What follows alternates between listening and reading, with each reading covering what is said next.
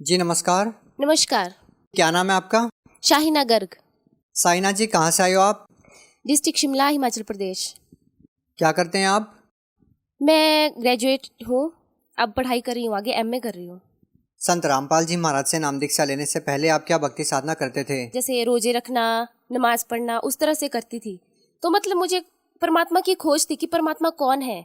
तो मैं उसी तरह से साधना करती, लेकिन मुझे कोई लाभ नहीं होता था उससे। मतलब उल्टा और दिक्कतें, परेशानियां रहती थी। किस प्रकार की समस्या थी आपको?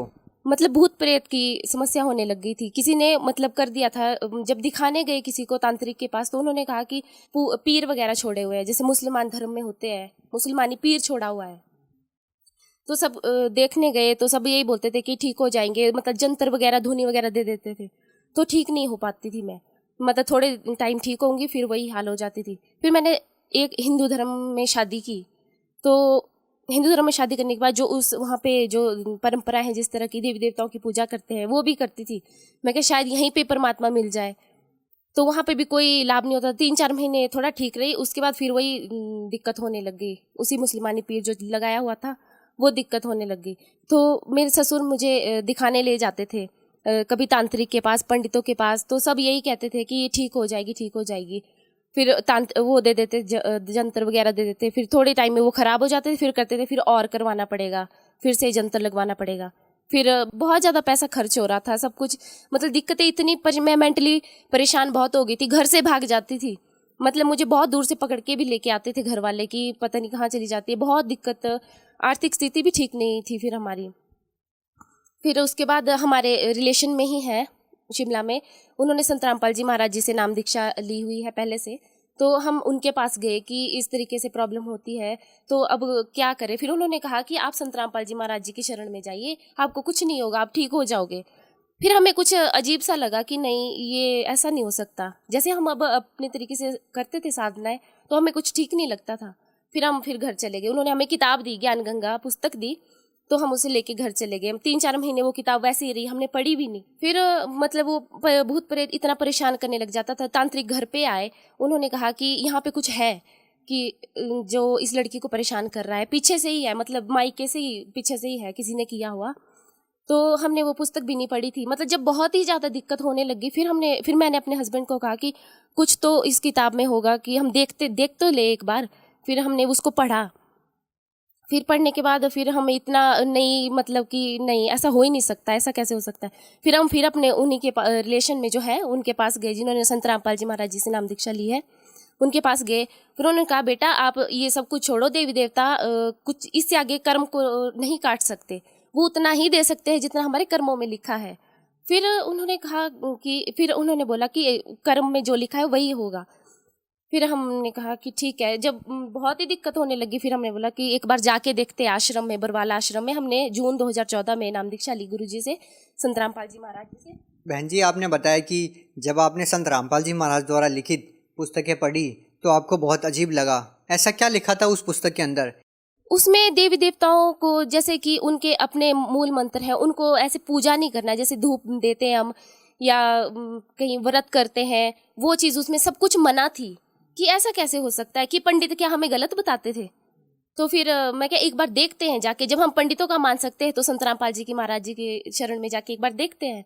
आपको संत रामपाल जी महाराज जी से नाम दीक्षा लेने के बाद क्या कुछ लाभ भी मिला?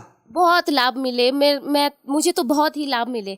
मैं जब संत रामपाल जी महाराज जी की शरण में गई, वहाँ पे लाइन लगी होती है आशीर्वाद के लिए, आशीर्वाद देते हैं। तो उन्होंने जैसे आशीर्वाद दिया, सिर पे हाथ रखा, उन्होंने कहा ठीक, सब ठीक हो जाएगा। सिर्फ इतना ही कहा, सब ठीक हो जाएगा।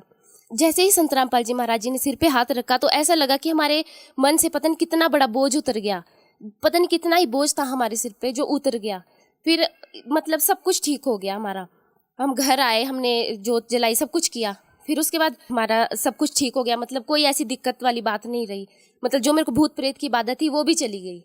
3 सालों से हम दिखा रहे थे, कहीं भी ठीक नहीं हो रही थी वो भूत प्रेत की जो बाधा थी। पंडितों ने तो यहाँ तक कैसा बोल दिया था कि इन दोनों की तो बनेगी नहीं, हस्बैंड वाइफ की बनेगी नहीं, इसको घर वापस भेज दो, ये जहाँ से ये आई है इसको वापस भेज दो। लेकिन हमने हार ही नहीं मानी। मेरे तलाक तक के पेपर रेडी हो गए थे। मेरे फादर ने तलाक के पेपर रेडी कर दिए थे कि 2 दिन बाद पेपर आ जाएंगे, और आप तैयार रहना भी। पर हमने हार ही नहीं मानी।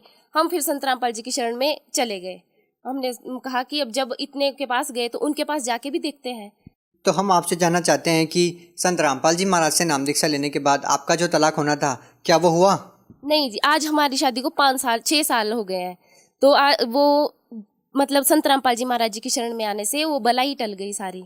और क्या क्या लाभ हुए? और हमारी आर्थिक स्थिति ठीक हो गई। मेरे हस्बैंड की जॉब नहीं होती थी, उनकी जॉब पहले पानीपत में लगी, कॉन्ट्रैक्ट पे लगे थे, 2-2.5 साल तक रहे। आज वो परमानेंट जॉब पे करनाल में लगे हैं। बहन जी, जैसा कि हम देखते हैं कि जो भी संत रामपाल जी महाराज जी से नाम दीक्षा लेता है उनकी सारी समस्याएं दूर हो जाती है, उनकी बीमारियां ठीक हो जाती है। क्या संत रामपाल जी महाराज जी कोई क्रियाक्रम करने के लिए बोलते हैं या कोई जड़ी बूटी देते हैं या कोई दवाई देते हैं? क्या कारण है?